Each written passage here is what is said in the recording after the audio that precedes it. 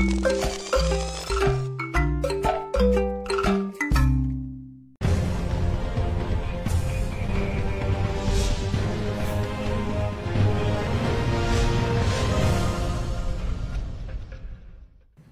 sommaire de cette édition, les fidèles musulmans ont célébré dans la nuit d'hier à aujourd'hui la fête du Mawlud.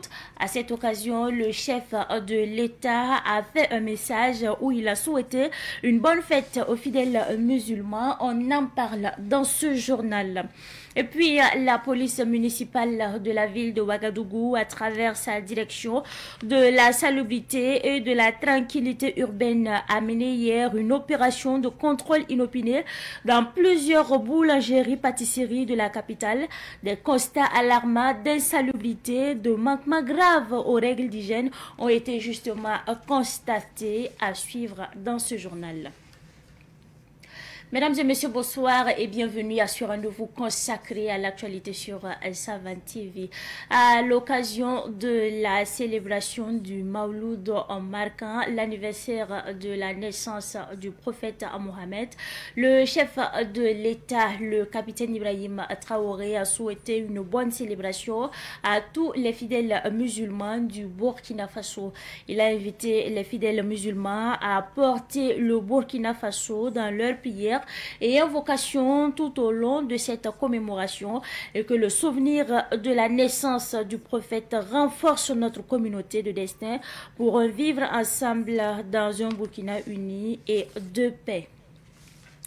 Et nous restons toujours dans ce registre de la célébration du Mawlud, 20e année consécutive que le cheikh Ali Doussana de la communauté islamique Tidjania du Burkina Faso communie avec les fidèles musulmans à l'occasion du Mawlud qui rappelle la naissance du prophète Mohammed. C'était à Nagré, dans l'arrondissement 7 de la ville de Ouagadougou, en présence de notre reporter Ahmed Joël Compaori.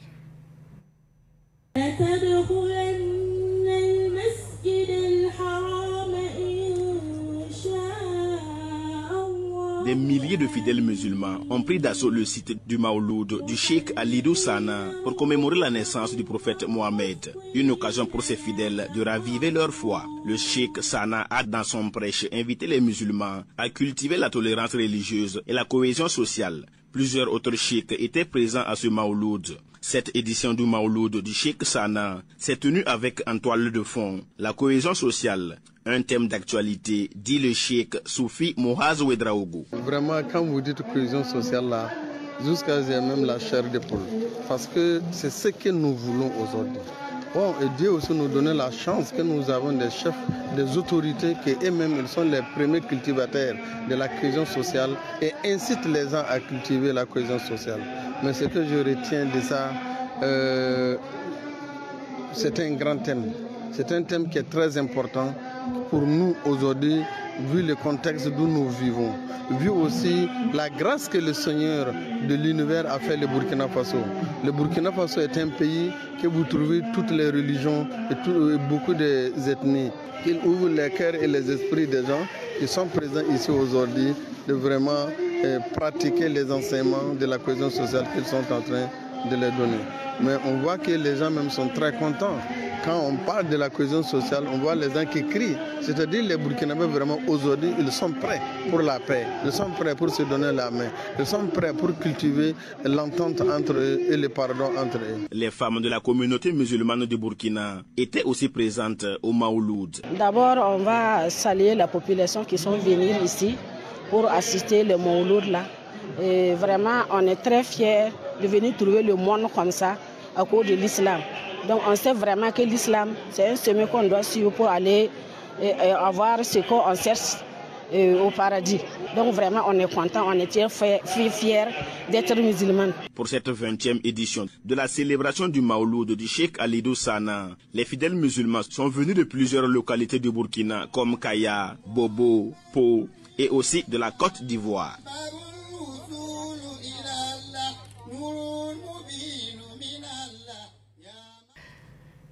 Le Conseil des ministres s'est tenu hier sous la présidence du chef de l'État, le capitaine Ibrahim Traoré. Plusieurs décisions ont été prises. Le Conseil a décidé de la révocation de 21 agents pour usage de faux diplômes. Une instance de justice traditionnelle a été mise en place. Il ressort également du Conseil des ministres que les conseils des ministres se tiendront désormais les jeudis. Retour justement sur ce Conseil des ministres avec Samuel Moko. Le gouvernement a décidé d'imposer une taxe sur les parcelles non mises en valeur. Il sera aussi institué dans les villages et secteurs une instance dénommée Bukaoré dans le sens de promouvoir les mécanismes traditionnels de règlement des différends. Ce sont des décisions issues du Conseil des ministres d'hier. Au titre du ministère en charge de la fonction publique, le Conseil a adopté un décret instituant une clause prioritaire de servir l'État, ce qui implique pour l'agent public de rester à la disposition de l'État au moins 15 ans. Dans le cas contraire, l'agent se verra dans l'obligation de rembourser les frais de formation que l'État a engagés. Toujours au ministère de la fonction publique, il a été décidé de la révocation d'une vingtaine d'agents pour falsification de diplômes à l'occasion de leur recrutement ou promotion dans la fonction publique. Ils proviennent de 9 départements ministériels. Le Conseil d'hier a également décidé de mettre fin aux fonctions du préfet de département de Solha dans le Yaga. La direction de la salubrité et de la tranquillité urbaine de la police municipale, en collaboration avec la Ligue des consommateurs, a effectué une descente dans les boulangeries de la ville de Ouagadougou hier. Une mission qui a pour but de protéger justement la santé des populations. Un constat amer qui a entraîné la fermeture d'une boulangerie dans le quartier d'Assasgo de la ville de Ouagadougou. Notre reporter Germaine Farama a suivi cette sortie de contrôle. Malgré la pluie, la police municipale ne renonce pas à sa mission régalienne du jour, celle du contrôle de l'hygiène, de la qualité et de l'état de conservation de la matière première des boulangeries à Ouagadougou. Après les consignes, départ pour le premier site à Dassasgo, à la boulangerie Sao, le constat est triste quant à l'état d'hygiène de la salle de conservation au four, en passant par les accessoires de fabrication du pain, tout laisse à désirer selon les contrôleurs. La police qui était au départ sortie pour des séances de sensibilisation s'est vue obligée de sceller la boulangerie et saisir toutes les matières premières. Une boulangerie qui n'est pas à son premier contrôle. Les travailleurs ont même été sommés de ramasser des tas d'ordures près des lieux. Parmi les 3 sites, il faut dire qu'au niveau du premier site, nous avons constaté en tout cas une insalubrité criarde, des conditions d'hygiène qui ne sont pas ça. Voilà, vous avez dû constater avec nous ce qui était à l'intérieur de ces sites-là. Voilà, donc c'est pour cela que nous avons fait effectivement des saisies, pour quand même des saisies conservatoires, pour quand même rappeler en tout cas la réglementation en vigueur, sensibiliser les boulangers sur cet aspect. En tout cas, à prendre les mesures nécessaires pour assurer l'hygiène et la salubrité. La police municipale a initié cette action sur le terrain en application de la réglementation en vigueur. À la boulangerie Baguette du Faso à Dapoya, même constat, et les gérants sont vite sensibilisés sur les bonnes conduites. Mais pour cette sortie, les policiers sont tombés sur des boulangeries qui font l'exception, comme c'est le cas pour la boulangerie Wenkonta de Dapoya. Les sourires sur les visages des contrôleurs témoignent d'une satisfaction sur la qualité et l'hygiène des lieux, ainsi que le respect du poids des pains. Donc, nous sommes contents de votre visite. Merci pour la visite, merci pour les encouragements. Nous allons garder cette carte. Merci également pour les instructions. Nous allons les donner pour le bien-être des consommateurs. Les produits utilisés pour la confection du pain ne sont pas en reste.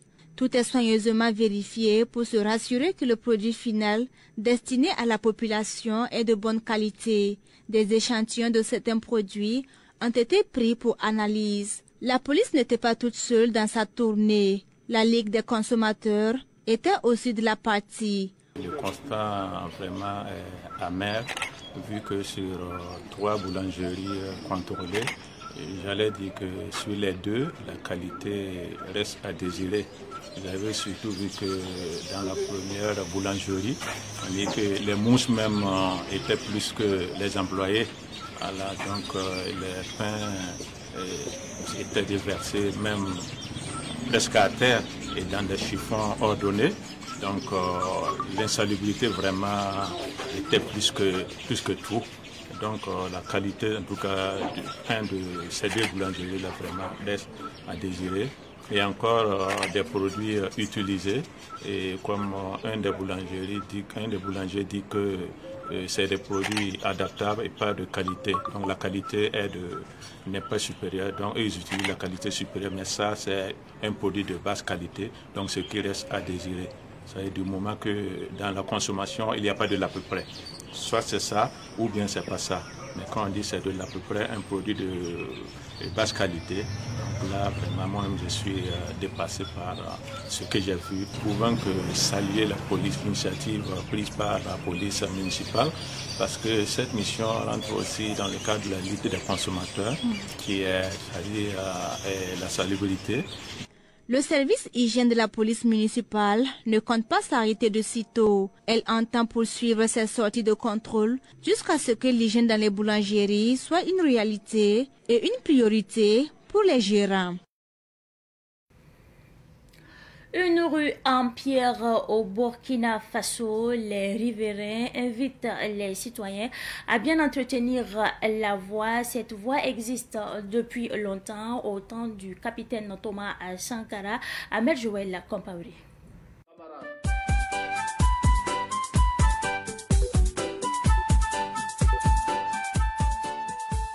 Très peu de Burkinabés savent où se trouve cette route insalubre et mal entretenue, qui est pourtant la première route en pierre granitique du Burkina Faso. Quand ils la côtoient, ils sont prompts à dire du bien d'elle et à demander son entretien et la répétition de cet exemple de route durable dans les villes du Burkina.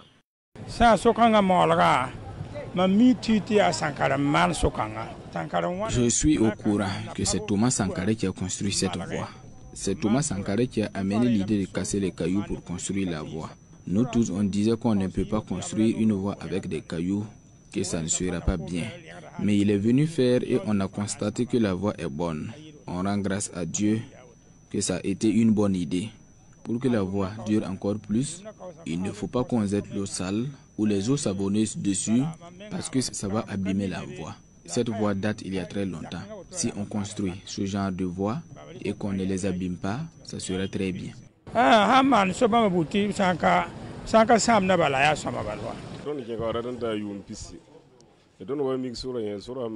Je suis venu ici, ça vaut 20 ans maintenant. Nous sommes venus trouver la voie il y a très longtemps.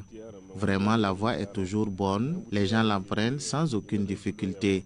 Souvent, ce sont les embouteillages que nous pouvons citer comme difficultés. Les voitures garées et les commerçants qui garent leurs motos près de la voie, ça crée des embouteillages. De la manière dont la voie est construite, elle est bonne. Pour refaire ce genre de voie sera peut-être difficile, mais si on le fait, ça sera tellement bien. On ne sait pas qui a construit la voie, mais c'est depuis l'époque de Sankara que la voie est construite. Mais je pense que la voie est construite, ça vaut 40 ans maintenant.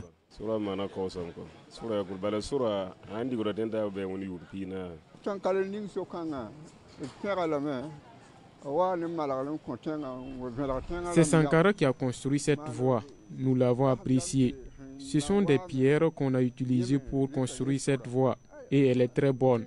Ce sont des Burkinabés qui ont construit la voie. Cette voie a été réalisée il y a très longtemps, mais elle est toujours bonne. Avoir une voie comme celle-ci est très rare et nous encourageons ce genre d'initiative faite par Thomas Sankara car c'est du local et bien réalisé.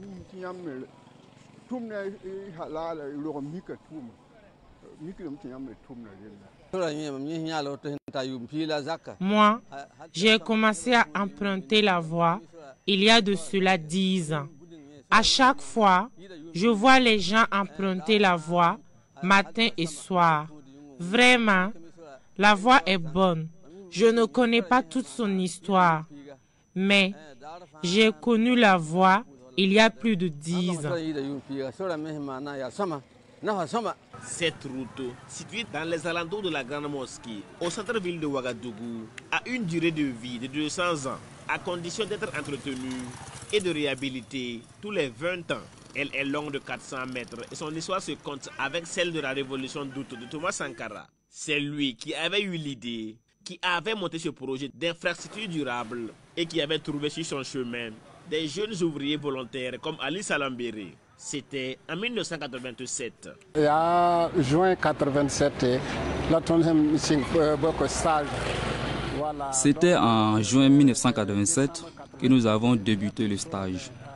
En ce moment, la quantité de granit que nous possédons suffisait largement pour réaliser cette voie. C'est un projet de Thomas Sankara et le projet en lui-même a débuté en 1986 avec les représentants du génie militaire et du secrétariat général des CDIR. Quand ils ont débuté, ce n'était pas satisfaisant. Ils ont dû arrêter et le chef de projet a proposé à Sankara de recruter des gens pour se faire former à l'étranger. Une proposition que Sankara n'a pas acceptée. Il a proposé donc que les formateurs européens se déplacent à Ouaga pour venir former les gens ici. Et c'est cela qui s'est concrétisé en juin 1987 et on nous a recrutés par un test.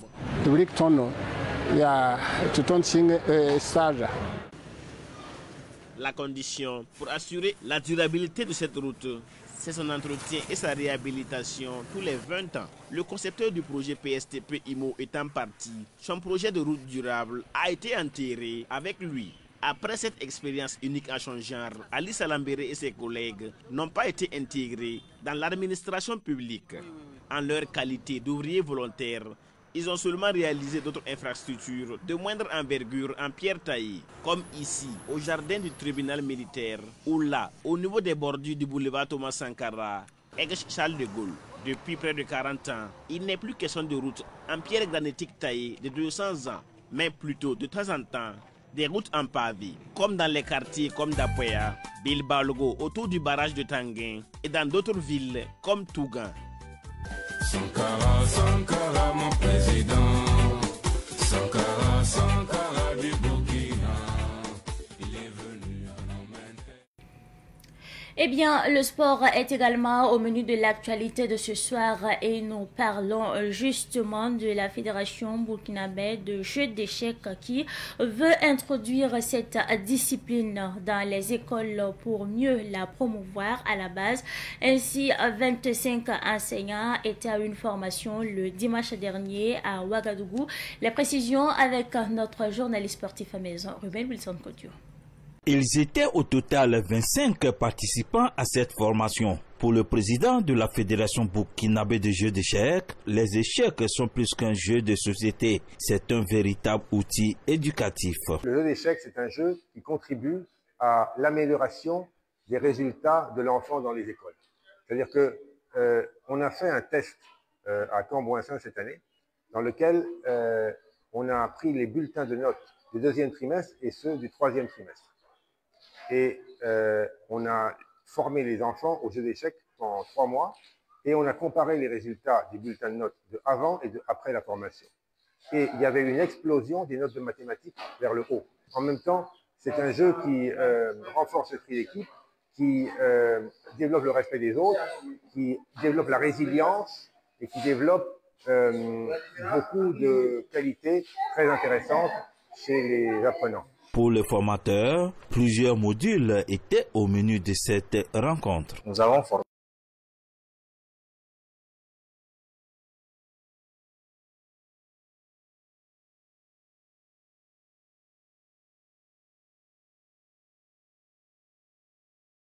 pour